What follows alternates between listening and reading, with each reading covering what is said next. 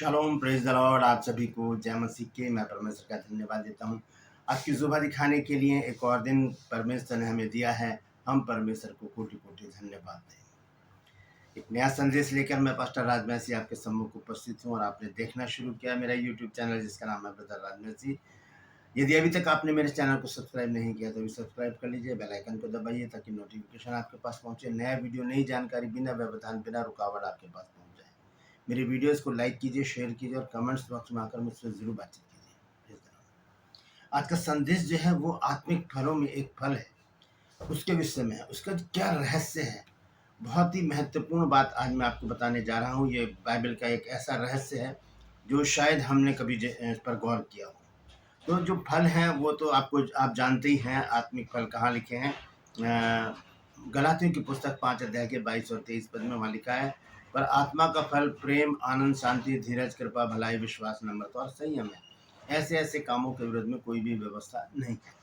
तो ये है वो फल जो आत्मिक फलों को जो बताया गया है। 9 बातें यहाँ पर लिखी हुई हैं: प्रेम, आनंद, शांति, धीरज, कृपा, भलाई, विश्वास, नम्रता और संयम। आज हम संयम के बारे में बात करेंगे। ये एक ऐसा, आखिर में लिखा है, छोटा सा है, लेकिन इसके साथ एक बहुत बड़ी बात जुड़ी हुई है जो बाइबल हमें बताती है। अगर जानना चाहते हैं तो जुड़े रहिए मेरे साथ, बने रहिए मेरे साथ, पूरा संदेश सुनिए और इसे शेयर कीजिए ताकि और भी लोगों तक यह रहस्य पहुंच सके।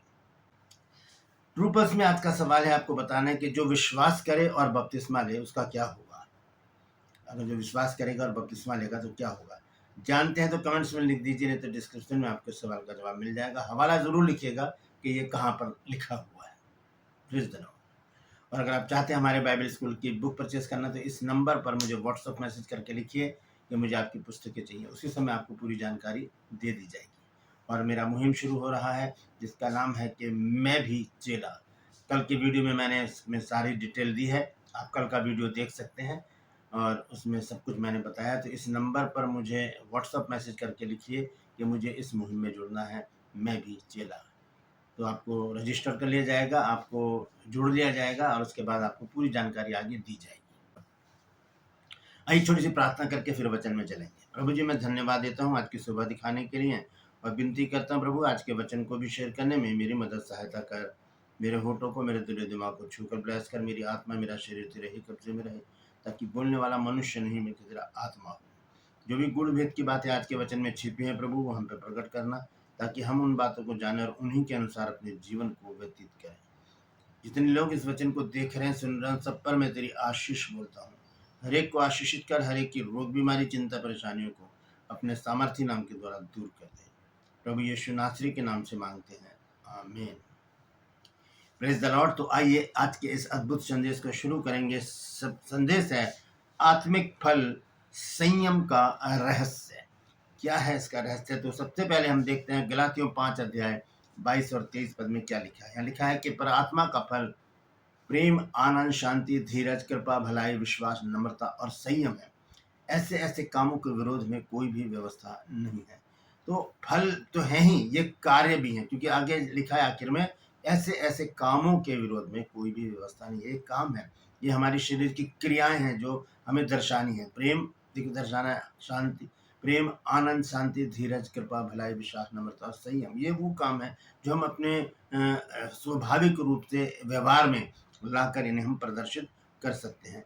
तो जो अंतिम फल है संयम, उसका क्या रहस्य है, इसको जानने की जरूरत है। संयम जो है, इसको कहते हैं कि अपने आप पर संयम रखना, कंट्रोल करना अपने आप को, है ना। तो हम एक वचन देखेंगे पहले, उसके बाद मैं आपको बताऊंगा कि ये भेद की बात इसी वचन में छिपी हुई है। दूसरा तीमुथियुस है 1 अध्याय और उसका है 7 पद। यहाँ लिखा है, क्योंकि परमेश्वर ने हमें भय की आत्मा नहीं, परमेश्वर ने हमें भय की आत्मा नहीं दी है कि हम किसी भी बात से डरें और उसके गुलाम बन जाएं। वो हम पर प्रभुता करे, कोई भी चीज़, चाहे मनुष्य हो चाहे हमारे, हम जिन बातों से हम डरते हैं वो। तो यहाँ लिखा है, क्योंकि परमेश्वर ने हमें भय की आत्मा नहीं दी है, वरन सामर्थ मतलब ताकत, जैसे कि संत पौलुस ने कहा फिलिप्पियों 4:13 में, जो मुझे सामर्थ्य देता है उसमें मैं सब कुछ कर सकता हूँ। और दूसरी चीज है प्रेम। प्रेम के बारे में रोमियो 5 अध्याय के 5 पद में लिखा है कि परमेश्वर का प्रेम पवित्र आत्मा ने हमारे अंदर डाला है और परमेश्वर ही प्रेम है। और आखिर में देखिए क्या लिखा है, और संयम की आत्मा दी है। संयम की आत्मा, देखिए संयम जो है वो आत्मा भी है, संयम जो है वो फल भी है। तो इसको आज विस्तार से जानेंगे। छोटा सा वीडियो है, जरूर देखें और इसे शेयर जरूर करें। संयम जो है वो सबसे पहला काम उसका क्या है, हमारी जो 5 ज्ञानेंद्रियां हैं, हमारी 5 ज्ञानेंद्रियां क्या हैं, हमारे कान, हमारी आँख, हमारी जुबान, हमारी नाक और हमारी चमड़ी यानी कि स्पर्श, ये 5 जो हैं ये ज्ञानेंद्रियां हैं। इन पर संयम रखना। कान गलत सुनने के शौकीन होते हैं बहुत से लोगों के, उस गलत बातों को सुनने के लिए अपने आप पर संयम रखना। आँखें बहुत गंदी चीज़ों देखने के लिए ललायत रहती हैं और आकर्षित रहती हैं। कहीं भी कुछ दिख जाए तो उसको देखने के लिए चाहे कुछ भी करना पड़े वहाँ पर ज़रूर देखेंगे। लेकिन वहाँ पर भी हमें इस आत्मिक फल को और इस आत्मा को, क्योंकि संयम जो है एक आत्मा है, मैंने आपको बताया पहला तीमुथियुस, दूसरा तीमुथियुस 1:7 में कि परमेश्वर ने हमें भय की नहीं बल्कि सामर्थ, प्रेम और संयम की आत्मा हमको दी है। वो आत्मा हमारे अंदर है, संयम की आत्मा, और वो फल भी है हमारे लिए, वो हमें प्रदर्शित करना है। तो वो चीज़ जब हमारे अंदर है तो हम क्या करेंगे, अपनी आँखों को भी संयम, आँखों पर भी संयम रखेंगे, कंट्रोल रखेंगे। दूसरी चीज़ है हमारा जो है ज़ुबान। तीसरी चीज़ हमारी ज़ुबान जो है, हम ज़ुबान पर कंट्रोल करें, क्योंकि ज़ुबान तो बहुत खतरनाक चीज़ है। बाइबल में उसके बारे में बहुत कुछ लिखा है। अगर हम याकूब 3 अध्याय में पढ़ें तो वहाँ पर लिखा है कि वो भव चक्र के में आग लगा देती है। एक ऐसी बला है जो भव चक्र में आग लगा देती है। तो ज़ुबान के बारे में लिखा है कि जो ज़ुबान जीभ के वश में जीवन और मृत्यु दोनों होते हैं, और जो उसे काम में लाना जानता है वो उसका फल भोगेगा। अच्छा बोलेंगे तो अच्छा फल पाएंगे, गंदा, बुरा या कर्कश या क्रोध में बोलेंगे तो उसका हमें फल वैसा ही मिलेगा। तो ज़ुबान पर भी कंट्रोल करने की ज़रूरत है। हमें इस फल को यूज़ करना है जो परमेश्वर ने हमको दिया है, पवित्र आत्मा का फल है ये संयम। और भी, अब ये बातें मैंने आपको बताई, ज्ञानेंद्रियों की बातें हो गई, और ये सूंघना और ये स्पर्श तो अलग चीज़ें हैं, इस पर हम इसको नहीं ला सकते। लेकिन स्पर्श में भी हम कई बार होता है, बहुत सारे लोग होते हैं जो किसी को छूकर अपनी उपस्थिति, अपनी गंदगी जो है वो बताना चाहते हैं। तो वहाँ पर भी हमें संयम रखने की ज़रूरत है। अब देखिए कुछ और बातें हैं जो मैं आपको बताना चाहता हूँ। बहुत से व्यक्तियों के अंदर हमने देखा छोटी-छोटी बातों में गुस्सा कर जाते हैं। छोटी-छोटी बातों में गुस्सा उनके अंदर भरा होता है। तो क्रोध पर कंट्रोल करने की ज़रूरत है, संयम रखने की ज़रूरत है। एक कहानी मैं आपको सुनाता हूँ कि एक साधु थे। वो उन्होंने अपने चेले से कहा कि आज मैं समुद्र के बीच में जाकर धूनी रमाऊँगा और मुझे समुद्र के बीच में छोड़कर तू वापस आ जा।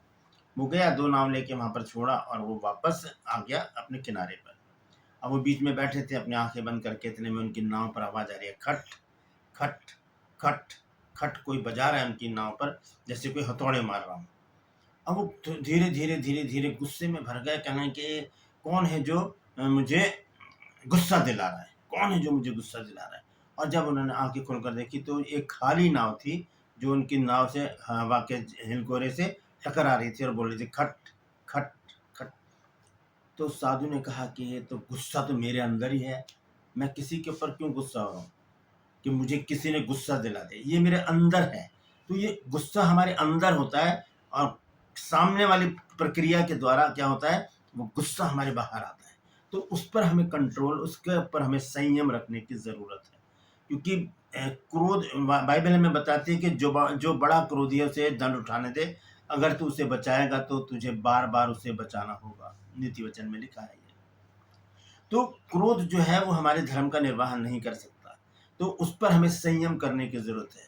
जितना हो सके हम पोलाइट रहें, क्योंकि क्रोध जो है वो हमें मुसीबत में भी डाल सकता है, क्योंकि क्रोध में ही बहुत से लोग मर्डर भी करते हैं, हाथापाई में गलत जगह लग जाती है, लोग कई महीनों तक हॉस्पिटल में रहते हैं। तो उससे क्या होता है, जेल तक चले जाते हैं लोग और उनको सज़ा तक हो जाती है क्रोध में। तो उस पर कंट्रोल करने की ज़रूरत है, संयम रखने की ज़रूरत है। एक और चीज़ है वो है व्यभिचार।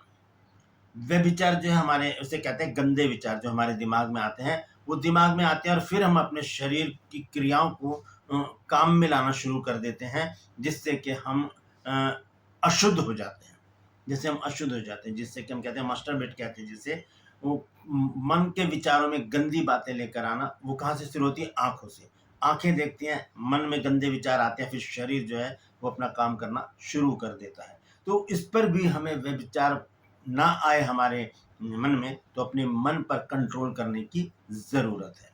नीति वचन 4 अध्याय के 23 पद में सुलेमान ने लिखा है कि सबसे अधिक अपने मन की रक्षा कर, क्योंकि जीवन का मूल स्रोत वही है। यहाँ से ये है मन, तो सबसे अधिक इसकी रक्षा करनी है। कैसे? संयम रख के। तो व्यभिचार जो है वो हमें बर्बाद कर सकता है, वो हमें अशुद्ध कर सकता है, करता है, और वो हमें परमेश्वर से अलग कर देता है। इसीलिए हमें क्या करना? संयम रखकर इस फल को यूज करना है, इस आत्मा को यूज करना है। दोनों चीजें हैं ये। देखिए, मैंने आपको बताया, दूसरा तीमुथियुस 1 के 7 में लिखा है कि परमेश्वर ने हमें भय की नहीं, बल्कि सामर्थ, प्रेम और संयम की आत्मा दी है। और यही जो संयम है, ये आत्मिक फल भी है। तो कितना एक डबल काम है संयम का हमारे जीवन में। और मैं समझता हूँ कि शायद हमें उसे एक संयम को भी हम काम में नहीं लाते। आत्मा है, उसको अपने अंदर रखें, और फिर वो फल बनकर हमारे जीवन में काम करेगा। और इसी तरह से और भी बहुत सारी बातें, जैसे लड़ाई झगड़े, छोटी छोटी बातों पे लड़ पड़ना, तू मैं कर लेना, छोटी छोटी बात पे चिड़चिड़ा जाना, तो इन सारी चीज़ों पर हमें कंट्रोल करने की ज़रूरत है। हमें ये फल जो परमेश्वर ने हमें दिया, पवित्र आत्मा ने हमको दिया है, आत्मा का जो फल है संयम, उसे यूज़ करना है। क्योंकि अगर हम उसे यूज़ नहीं करेंगे तो वो बेकार हो जाएगा, और हमारा जीवन, हमारा आत्मिक जीवन भी बेकार हो जाएगा, घटता चला जाएगा। हम बिल्कुल शारीरिक और सांसारिक हो जाएंगे, फिर परमेश्वर से हम दूर हो जाएंगे। और जब हम परमेश्वर से दूर हो जाएंगे तो हमारे जीवन में कोई भी काम नहीं होगा।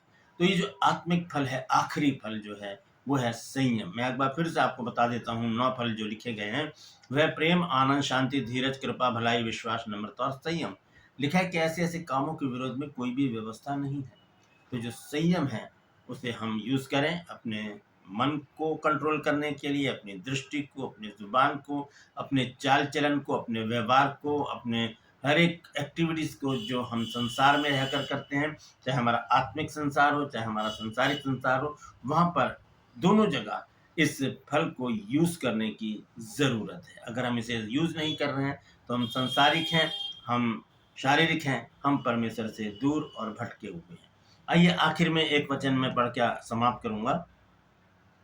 तीतुस की पत्री है, और उसका हम पढ़ेंगे 2 अध्याय 11 और 12 आयत। यहाँ लिखा है, क्योंकि परमेश्वर का अनुग्रह प्रकट है जो सब मनुष्यों के उद्धार का कारण है, और हमें चिताता है। क्या चिताता? देखिए, कि हम अभक्ति और सांसारिक अभिलाषाओं से मन फेर कर इस युग में संयम और धर्म और भक्ति से जीवन बिताए। ये है निचोड़ इस बात का। तीतुस की पत्री है, पौलुस ने लिखा है, वो कहता है कि क्योंकि परमेश्वर का अनुग्रह प्रकट है, वो दिखाई देता है, जो सब मनुष्य के उद्धार का कारण है, उसका अनुग्रह जो है वो हमारे उद्धार का कारण है। और लिखा है कि और हमें चिताता है, चेतावनी देता, हमको समझाता है कि हम अभक्ति और सांसारिक अभिलाषाओं से मन फेर कर इस युग में संयम और धर्म और भक्ति से जीवन बिताए। संयम, धर्म और भक्ति से जीवन बिताए, यही हमारी आत्मिक सेवा है। Praise the Lord. परमेश्वर इन वचनों के द्वारा हम सबको आशीष दे। यदि आज आपने कुछ नया सीखा है तो कमेंट्स में जरूर लिखिए, और इस वचन को शेयर कीजिए ताकि और भी लोग इन बातों को जान सकें। रूपस में आज का सवाल है, आपको बताना है कि जो विश्वास करे और बपतिस्मा ले उसका क्या होगा। जानते हैं तो कमेंट्स में लिख दीजिए, नहीं तो डिस्क्रिप्शन में आपके सवाल का जवाब मिल जाएगा। और यदि आप हमारे बाइबल स्कूल की बुक परचेज करना चाहते हैं तो इस नंबर पर मुझे व्हाट्सएप मैसेज करके लिखिए कि मुझे आपकी पुस्तकें चाहिए, क्योंकि 20 पुस्तकों का सेट है, इसमें हज़ारों सरमन हैं और बहुत बेहतरीन किताबें हैं जो आपकी आत्मिक उन्नति का कारण बनेंगी। सरमन तो आपको मिलेंगे ही, लेकिन इसमें बहुत सारी बातें ऐसी हैं जो आपको आपकी बाइबल जानकारी बढ़ाएंगी। हज़ारों सरमन हैं जो आपके कई वर्ष तक काम आएंगे। तो इस नंबर पर मुझे मैसेज करके लिखिए कि मुझे आपकी पुस्तकें चाहिए, उसी समय आपको पूरी जानकारी मिल जाएगी। मैं आपसे निवेदन करता हूँ, यदि अभी तक आपने मेरे चैनल को सब्सक्राइब नहीं किया तो अभी सब्सक्राइब कर लीजिए, बेल आइकन को दबाइए ताकि नोटिफिकेशन आपके पास पहुँचे। नया वीडियो, नई जानकारी बिना व्यवधान, बिना रुकावट आपके पास पहुँच जाए। मेरे वीडियोज़ को लाइक कीजिए, शेयर कीजिए, और कमेंट्स बॉक्स में आकर मुझसे ज़रूर बातचीत कीजिए। प्लीज़। आज के लिए बस इतना ही, फिर मिलूंगा एक नए संदेश के साथ, एक नया वीडियो लेकर। तब तक के लिए मुझे इजाज़त दीजिए, लेकिन अपना और अपनों का ख्याल रखिए और ध्यान रखिए कि संयम जो हमें फल मिला है उसे यूज़ कीजिए। प्लीज़, परमेश्वर आप सबको आशीष दे।